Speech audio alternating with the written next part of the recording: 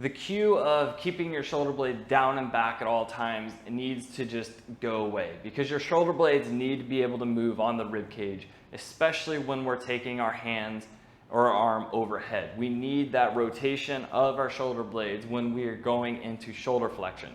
It's just not biomechanically sound to keep our shoulder blades down and back at all times, and over time it will cause shoulder problems. One of the best things you can work on is having better control of those shoulder blades with varying degrees of shoulder flexion. So we've worked on shoulder blade cars down by our sides.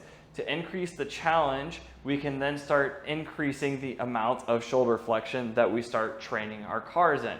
Again, if we start training things that are more similar to what we're going to perform in daily life or in the gym, the more success you're setting yourself up for.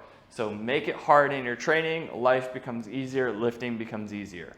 So we've already worked here. The only difference is we're going to go up into horizontal position with our arms. So we're training more shoulder flexion. From here, we're doing a shoulder blade car. We're braced through the core. We're not moving through the neck. We're going to push our shoulder blades forward, forwards and up and back and down, down and forwards.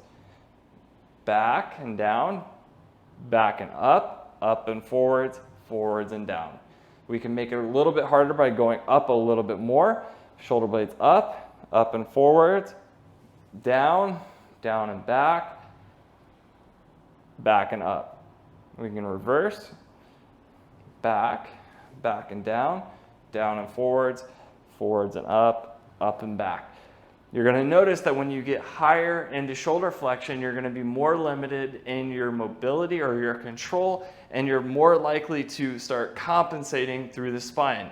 So again, slow things down, make it more controlled, or play around with the edge of how much shoulder flexion you can go in without compensations.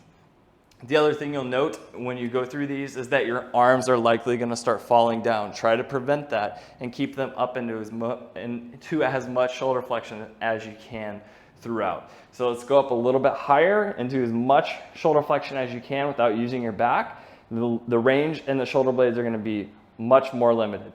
Okay, so we're going to wrap them forwards and up and back and down and forwards. Reverse, back and up and forwards, forwards and down and back and up.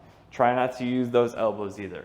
So just start training a little bit more shoulder blade control, nice and circular movement, and more shoulder flexion, and you'll be surprised at how much more challenging it is compared to just moving your shoulder blades with your arms down by your side.